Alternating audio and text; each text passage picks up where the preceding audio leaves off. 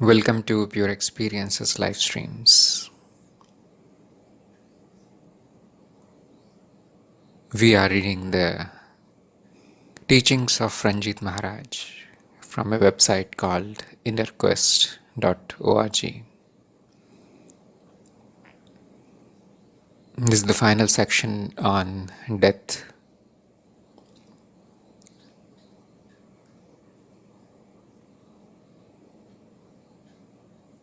Understand for yourself that death is nothing. Know that I am birthless, I am deathless. I have never taken birth and I will never die. Take the poisonous tooth out of the serpent and play with him. You know it is not going to do any harm to you. Death is nothing. Every day when you sleep, it is like a small death. Why to fear? Nothing is there. Everything is illusion. Keep your mind in that fearless state only. Just as the poisonous tooth is taken out, in the same way, play with the world, play with the illusion. There is no harm. It won't affect your mind.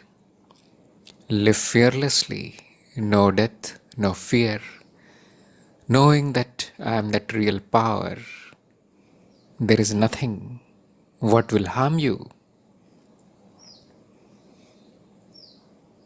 I can tell you, but you have to take out the thorn. It doesn't exist. Take it for granted. It doesn't exist, but you feel its existence. The difficulty is that you don't leave it alone. You are afraid of what will happen. Nothing else is going to happen. Nothing has happened up to now. And so, what is going to happen now? So, to take out the thorn of the ego, always say, I know nothing, I don't see, I don't hear, I don't eat, I don't sleep, I don't walk, I do nothing. Then I is not there and the ego must go.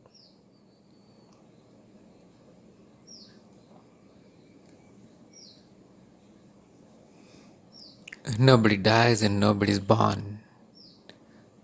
What never dies and is never born is reality. One should be brave to truly live. When you are brave, fear does not remain. Be brave and have faith in the Master. Do what he says. Because you and he are one. Remove the veil.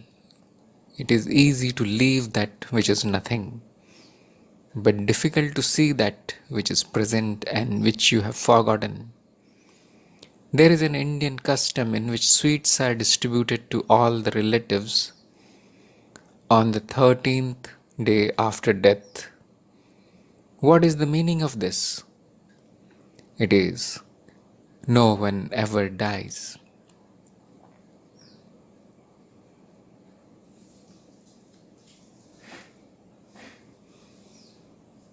So, like he says, short and sweet.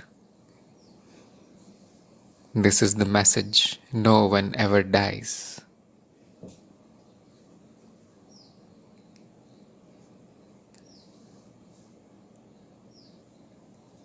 That which is born must die. That which was never born will not die. Are you afraid of non-existence? There is a good news for you which can appear as a very bad news. There is no existence really. It is already nothing. So what is there to be afraid of? All you need to do is realize, make some effort, run here and there, seek, ask your Guru, why is there no existence? What is appearing if there is nothing? Many people won't do this kind of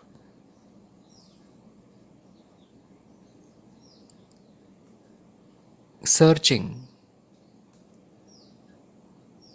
They don't want to do the due diligence before taking a decision, before adopting a belief.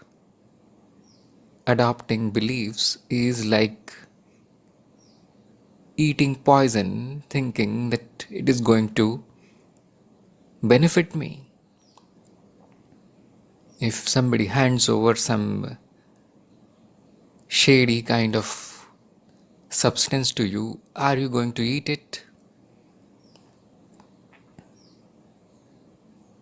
You are going to first find out what it is. If you are very, very sure that it is beneficial for me, only then you take it. But most of the so-called intelligent humans do not do this.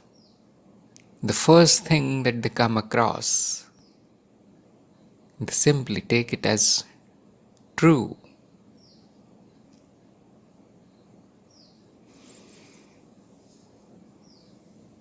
So basically, we are animals, we are herd animals. We just copy each other. The rationality, the intelligence, the logical ability, these things must be learned. There is no shortcut. Hardly anybody is born with this kind of ability to discriminate what is true, what is false. And therefore, there is a need of a teacher, a master, a guru.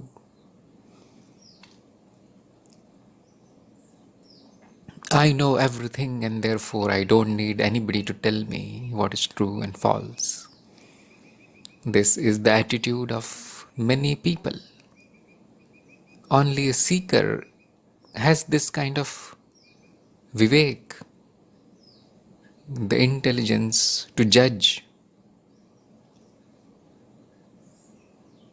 does not accept anything as true, does not accept anything as false. The show me kind of person is a true seeker.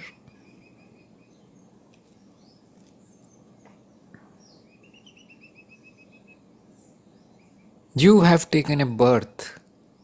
What have you done with it? Have you tried to find out what is it? Have you tried to find what this experience means? What is the use of it?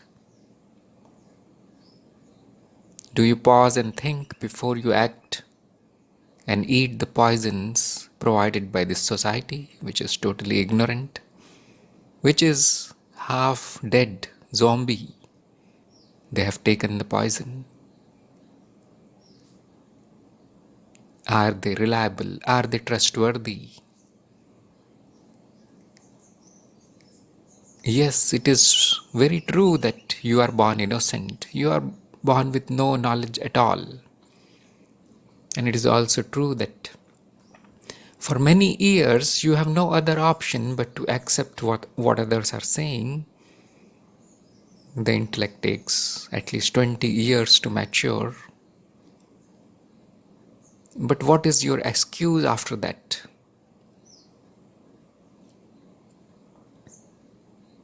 It takes some time for the child to realize that there is something called a lie.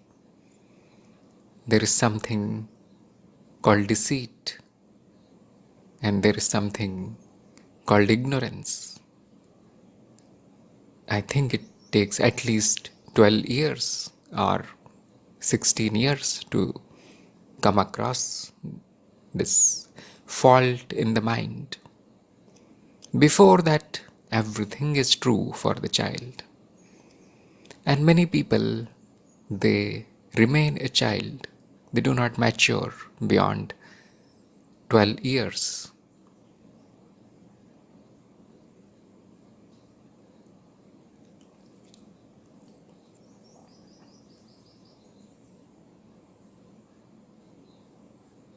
They get a very good sense of what is true and false in the outside world. But when it comes to yourself, myself, there is absolute ignorance, total darkness. Everything is accepted on faith, blind faith. Oh yes, I'm going to die one day because I was born. Oh yes, this life is nothing but body. And I need to eat, sleep, reproduce, and climb this ladder of this rotten society to make my life meaningful. Yes, there is death, but I need to do this before I die.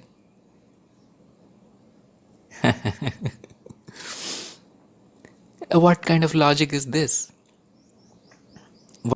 Doing, achieving something, and that too, very, very petty things.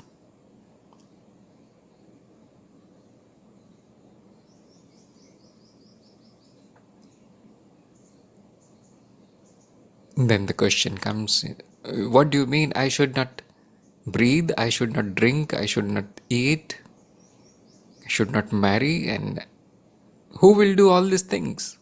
Isn't that the purpose of my life? And here is the misplaced identity, because you think I am the body, I should do this.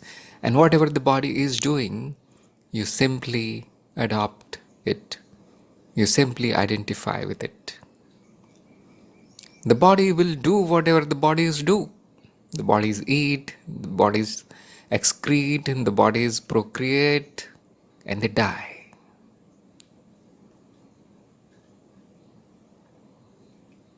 What if you are not the body? There is no question of doing anything then? We are no one to interfere in the activities of the body. There is ego above the body, and it does its thing to survive in this society and this world. It accumulates the worldly knowledge to feed itself, to protect itself, and to somehow sustain itself among a million threats that come from the world and the society. It cannot stay away from the society. It cannot stay in it without protecting itself from the society itself. Isn't it doing it beautifully already? What if you're not the ego? What do you need to do then? It is fighting, it is biting, it is hitting, it is defending, it is rising above the weak.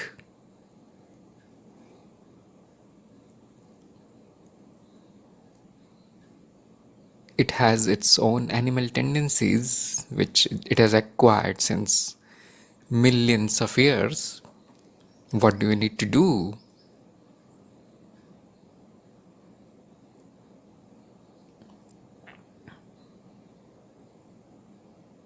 It is doing itself. It is doing that itself.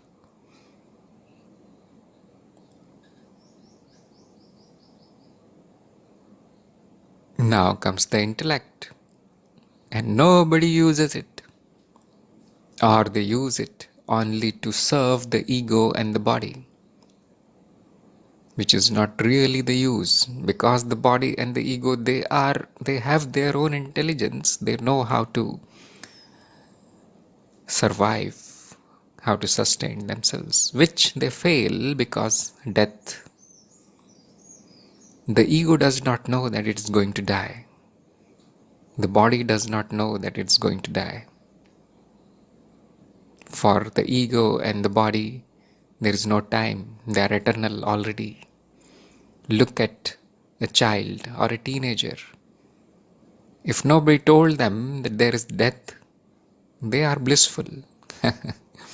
They do not even know what is the meaning of death and dying.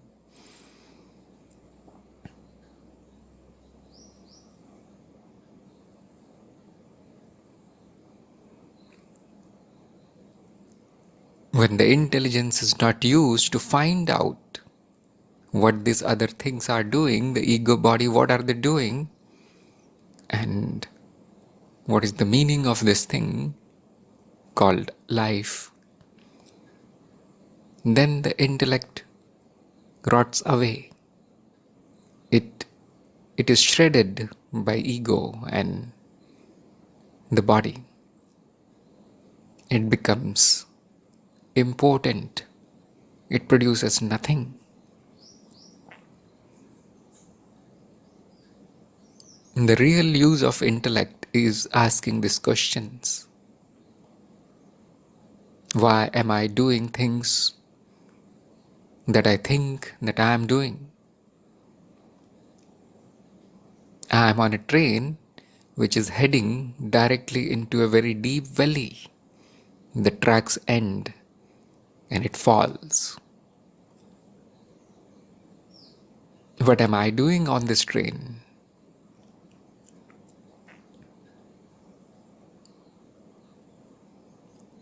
I have seen that death of a loved one sometimes shakes a person, especially if it is the first death that they have seen.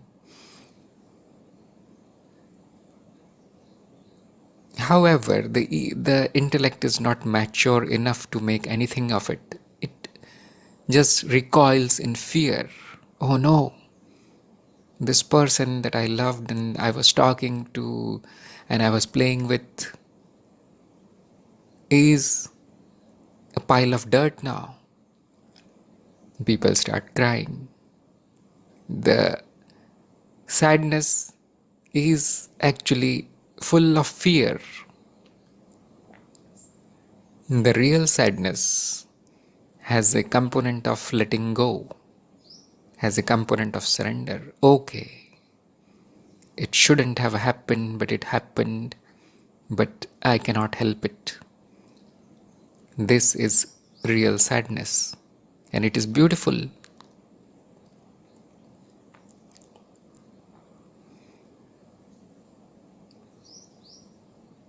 The crying and desperation and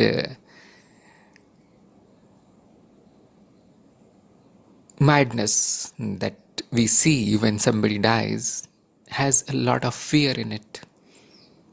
It has in non-acceptance in it.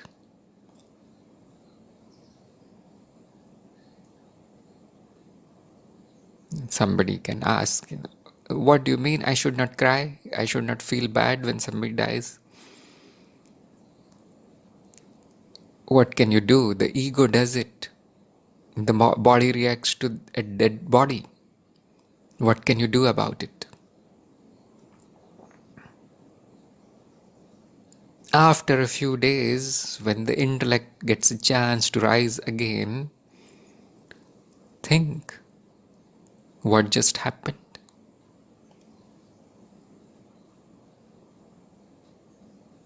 Think that the next person will be you, and then think that what did you do with your life? Did you fill the train with a lot of gold and relatives, which is going down this track into the deep abyss? Now, does that make any sense?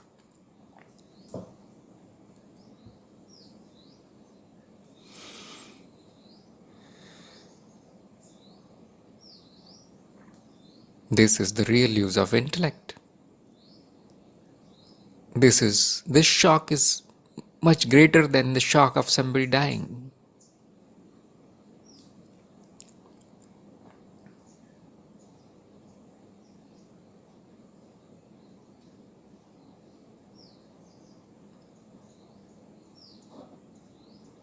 you will find that your life was wasted in filling up the train which goes nowhere.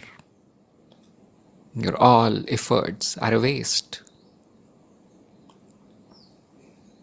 You achieved nothing for yourself because you are a dead body now.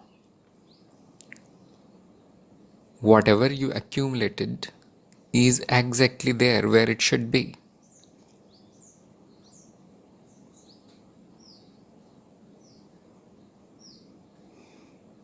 And some really serious kind of people are now going to stand up. Oh no, whatever I do in this world is for my happiness. I deserve this kind of wealth, health, prosperity, relatives, children, a big status in the society. That's what makes me happy. Yes, that is actually true. The basic needs must be fulfilled. Otherwise, you cannot be happy. Otherwise, the intellect is lame. It cannot do much. When the body is in pain, it is hungry, diseased, nothing can be done. There is no use of the intellect. However, there is a turn in this curve of survival, goes up and up and up, more and more and more and more, and then it flattens. Now, even if you keep doing the survival, it is not going to produce any happiness. It has achieved its optimal point. If you cannot see this, then probably you are deluded somehow. You think that this curve goes up and up and up till death. No, it does not. Almost everybody that I meet who is successful in survival is miserable. Actually, they suffer more than an average person. This must be seen. Yes, the poor fellow suffers. But on the other side of the curve, those who have wasted their life in nothing but accumulation, they also suffer. The only difference is that the poor fellow is crying in a torn clothes, dirty house, and this rich fellow is crying in a palace surrounded by servants.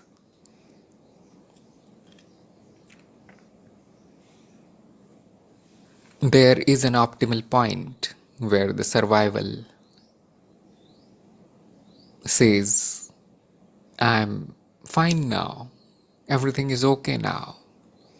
And that point depends on the kind of society you live in, the kind of country and social situations, financial situations there.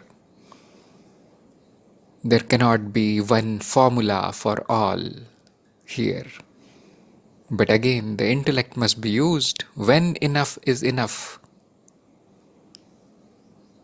That is your sweet spot. And then the intellect should be withdrawn from survival activities, and now you should try to ponder the existential questions. Now the survival is taken care of. That is what a smart person does. And if you are even more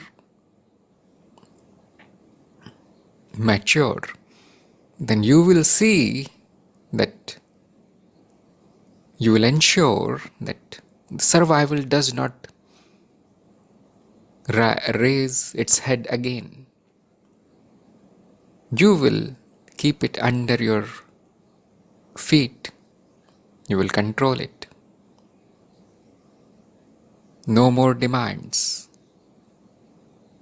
This much is enough. This much is making me happy. This much is keeping the body alive and healthy. I don't want more than that. Now I want to do something which is more meaningful. The survival, has no meaning because it ends in death. The body is dying right now also. It has no meaning at all. It is not meant to be kept alive. We are meant to use it and throw it. Use it for what? Look at this. The car metaphors, they are very useful and they are very funny. What is the use of a car? The car is used to go from one place to the other. However, it cannot go from one place to another unless you fill it up with fuel. That is a requirement. How much fuel you need? Only that much, which will take you from one city to another. The purpose of car is not to refuel itself again and again and again and spend the fuel in meaningless journeys.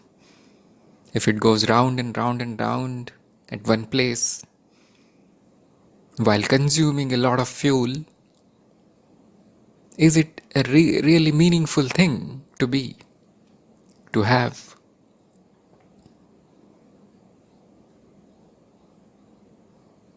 Similarly, if you are using this body and this life to simply keep it alive and refuel it to the brim, and then keep running here and there, oh, my body needs more fuel, put more in it.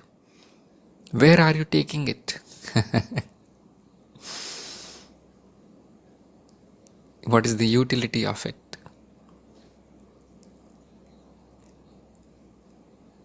Just like the purpose of car is not to burn the fuel, the purpose of car is to take you from one place to another. The purpose of body is not to survive indefinitely. It is here for some reason. Have you tried to find out that reason? Or are you simply serving the body like a slave? And death will open your eyes, although not everybody's eyes.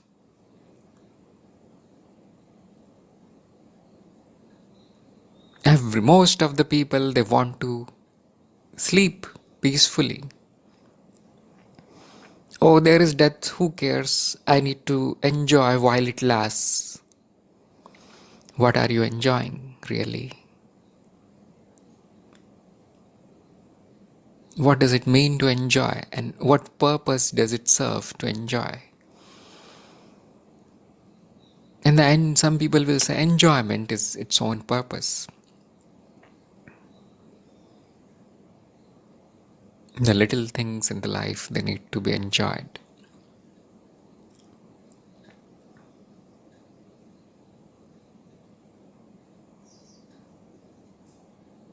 How many little things are you going to enjoy before the death comes?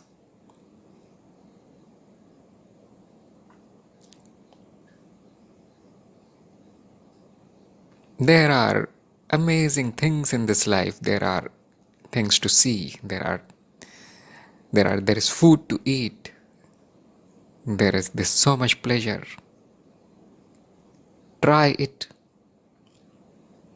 You will get bored to death very quickly. These thoughts are of people who do not get to enjoy. That's why there is an immense drive there to get the pleasures. I say you get the pleasures. There's no harm in it. Once you get the pleasure, see what the pleasures have done. If you cannot find a hollowness, meaninglessness in those pleasures, then probably you need to enjoy more. A person with mature intellect will quickly see that the pleasures do nothing.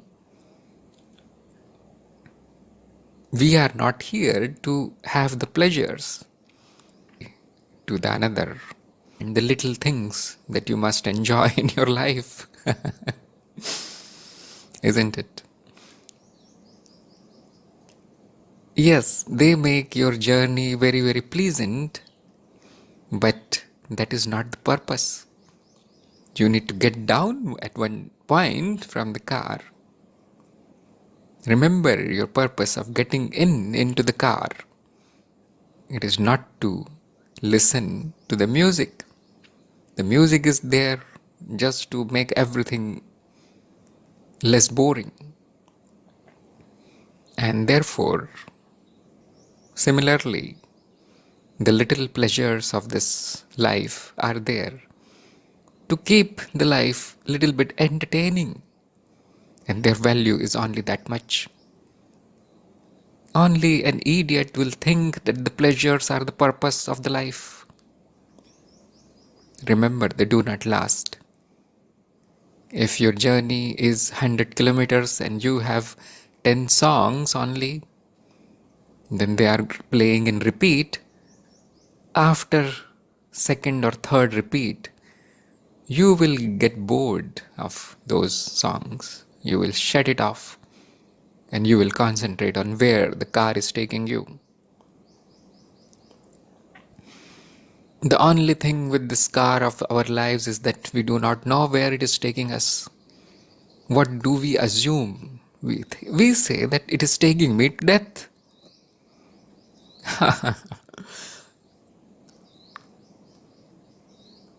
Did you get into the car to dive off a cliff? And are you enjoying the songs and music in the car, saying that, oh, this is my purpose? It does not matter if the car dives off the cliff, catches fire or something. I'm enjoying here. Do you say like this? Isn't that stupidity?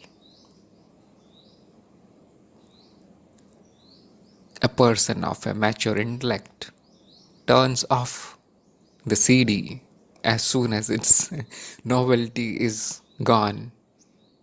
Yes, enjoy everything that you can. Do not forget where you are going. Look where this journey is taking us.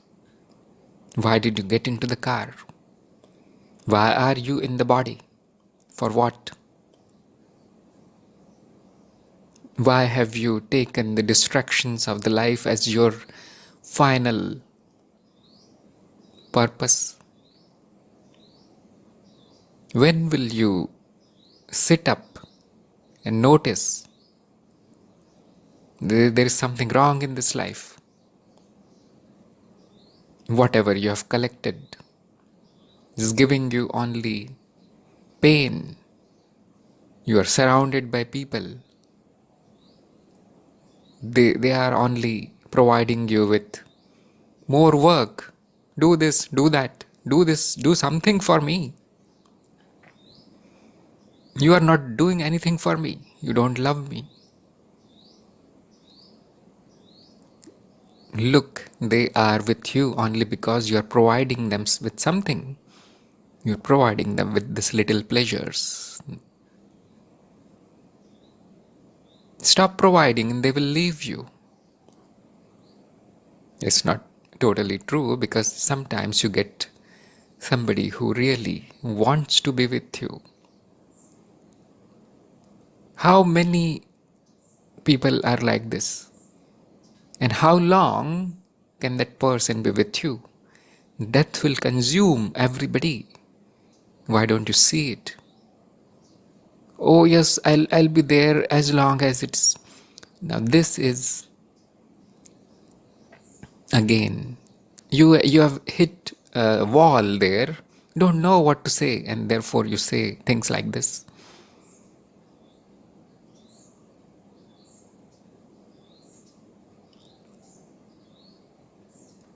If this is an illusion, all your intellectual achievements are about the illusion.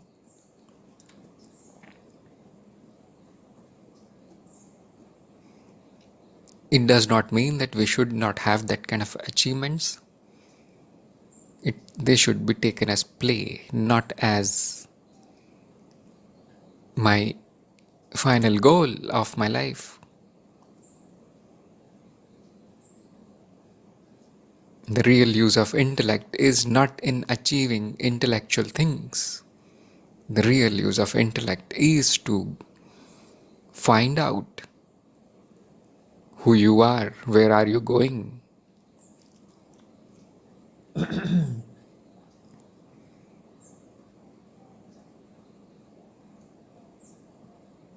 Why is Ranjit Maharaj saying that I am birthless, I am deathless, I have never taken birth and I will never die? What kind of mysterious mumbo jumbo is that? I know that I took a birth, I know that I am going to die. Why is he saying that? If you have not engaged your intellect in trying to solve this mystery, then it will remain mumbo jumbo for you forever.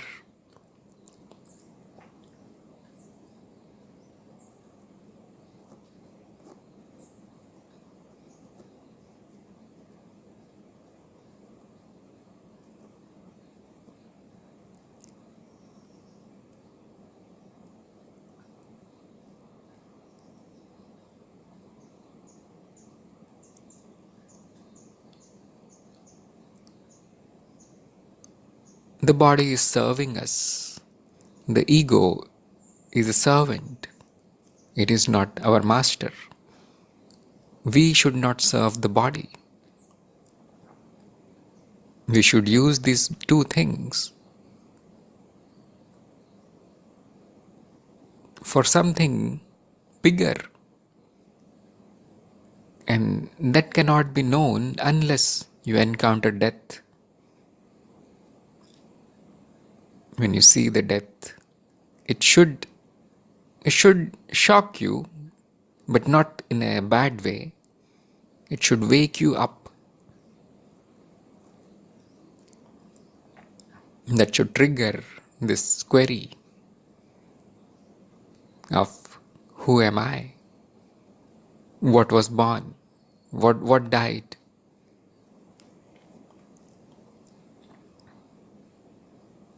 When you seek, you will find that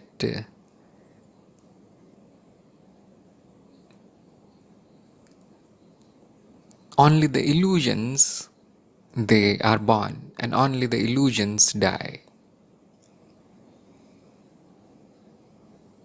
The illusion has no power over me, the real me.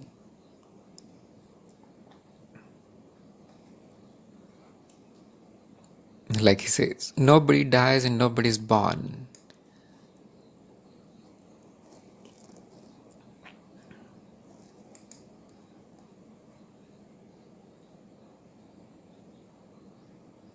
I think I forgot to turn on the screen. He says, nobody dies and nobody is born. What never dies and is never born is reality.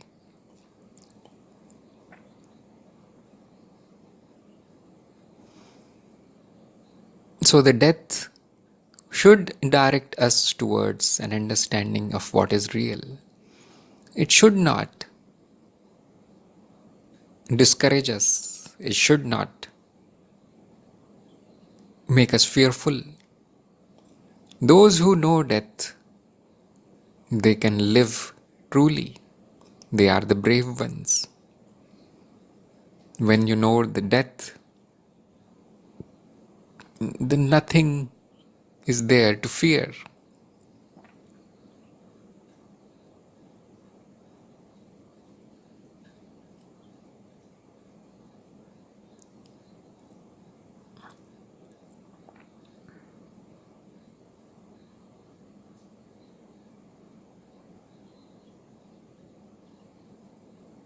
Then the life becomes a play.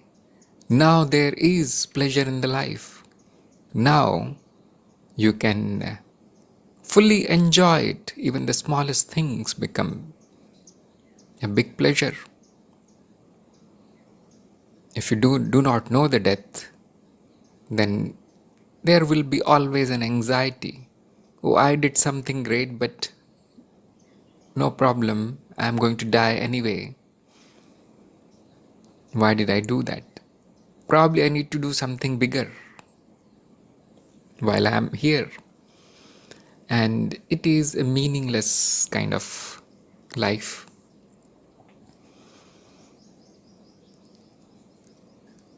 Like he's saying,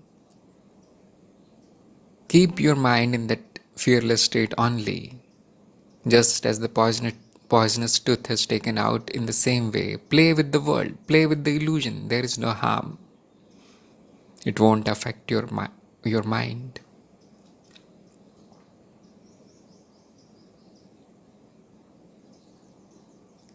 After knowing what I am, what is my essence, the play will not affect you.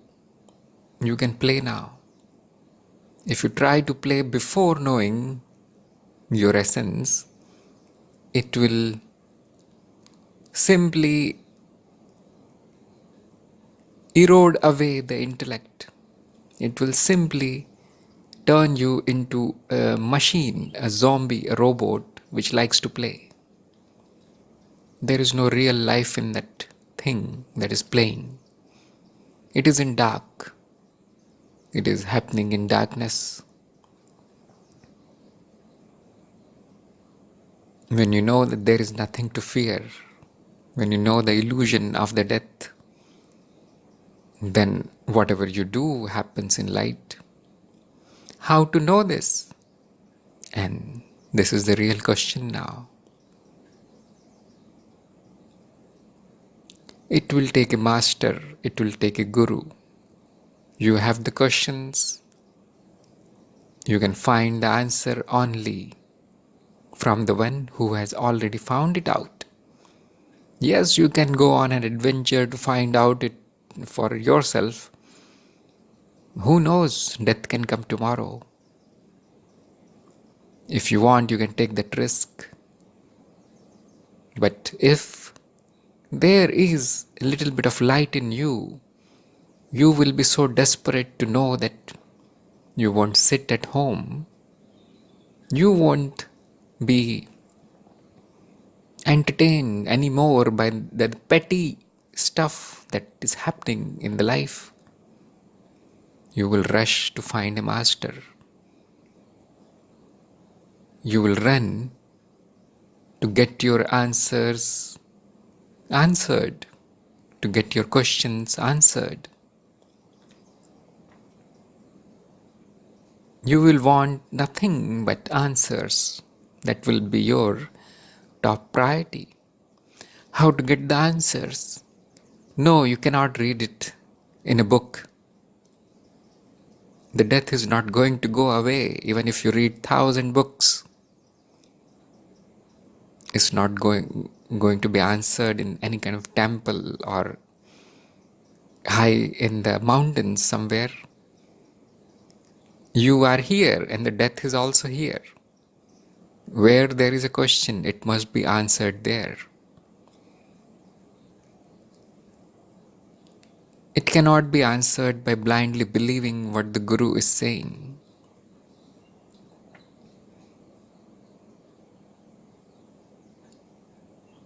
There needs to be a little bit of faith initially. You must be ready to hear the answer at least.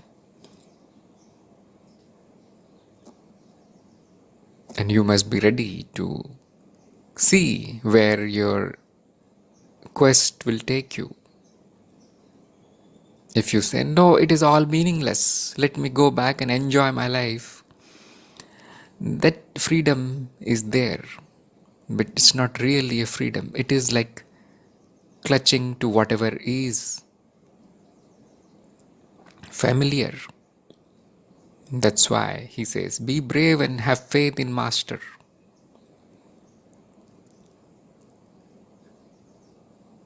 It takes both courage and faith to set a foot on any spiritual path. It's not for everyone. Death is for everyone. Eternity is only for few.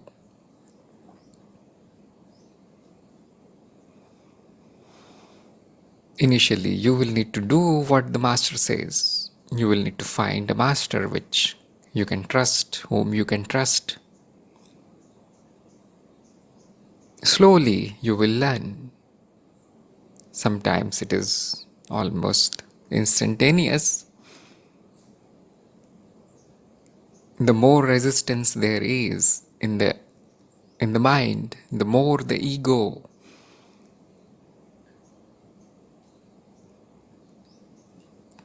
is, there will be longer is the duration. The answers will arrive very slowly.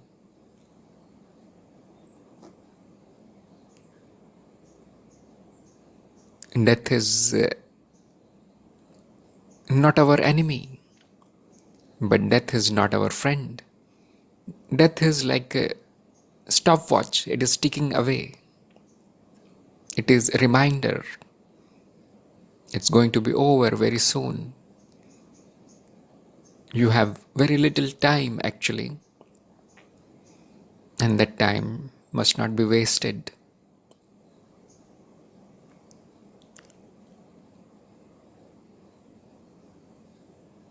This life has to be utilized for finding the answers, not for living, not for serving the body and this ego.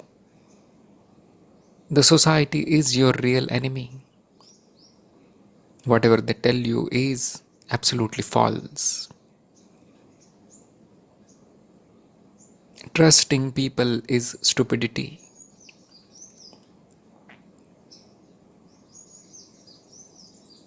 Blind faith is not going to remove the fear of death.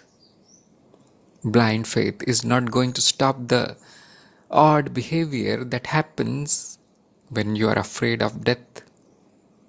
Oh, let me collect as much as possible, let me kill everybody. Get it by hook or crook, steal it, rob it from somebody, because I need to enjoy it before I die. This is what? This is stupid behavior that happens because of the fear of death. Am I really living this life? Or is it simply happening? Is it simply an experience that comes and goes?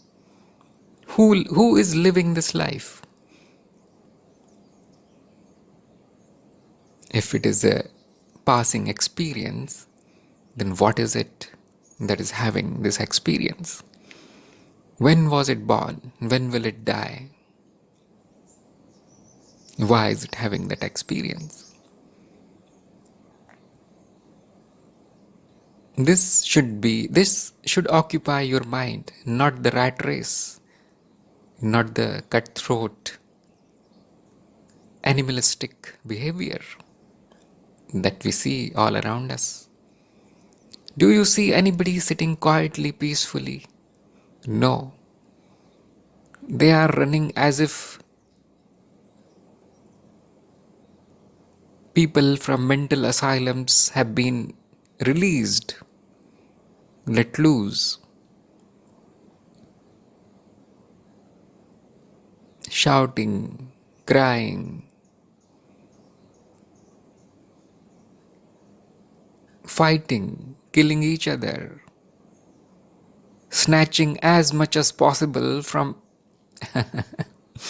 everyone and everything, destroying as much as possible.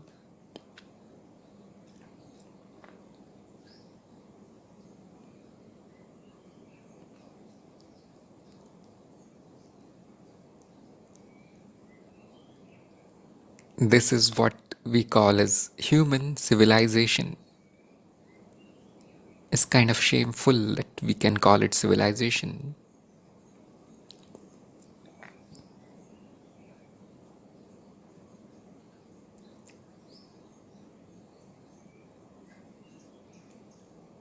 What would you choose once you see the death? Would you choose this madness? Or would you like to sit down quietly and ponder over the mysteries of life and death?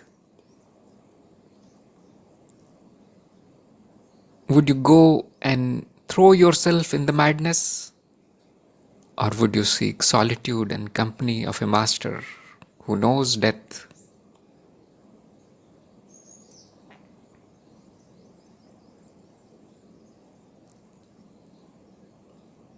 When I say like this, the answers become obvious.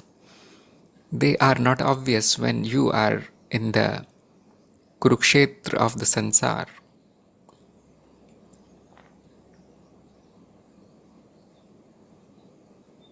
They are not obvious when every morning you get up and throw yourself into the mad rush that you call society, don't you? My family, my body, my property, my religion, my country, my people, my relatives. Who are they? Where were they when you were not there? And where will be they when you are not here anymore? What have you really achieved by doing this? What do you think was the purpose of your life?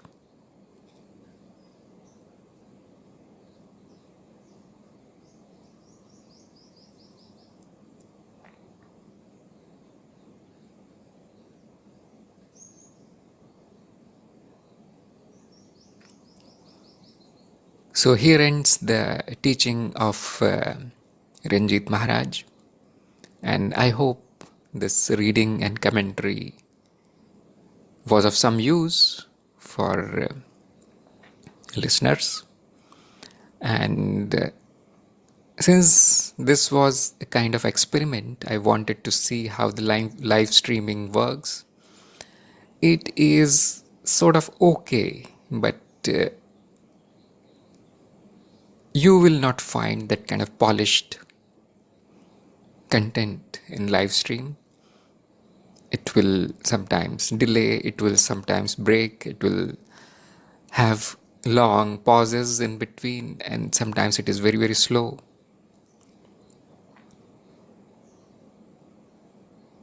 But there is some spontaneity in saying it all live. When you know that you cannot edit it out, when you know that it is the final content, you cannot stop it from going. Everybody has seen it. That puts the intellect in a little bit of difficult position, and then it cannot afford to make mistakes.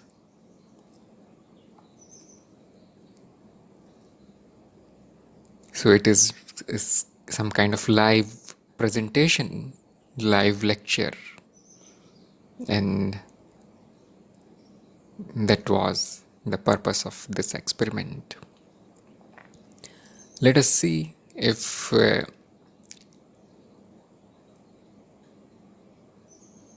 people like it. I will continue doing live streams, And we open a book only to initialize the mind with some content. And the mind goes and contacts the Guru field and starts downloading it from there. Whatever I'm saying is not really mine. It is a reaction of this one to whatever is presented as a book or as a web page in front of it. And sometimes it goes into the Guru field and brings some rare gems. That is what we are looking after. That is what we are looking for.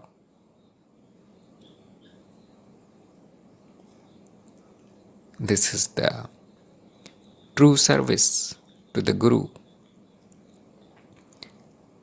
Thank you very much for listening.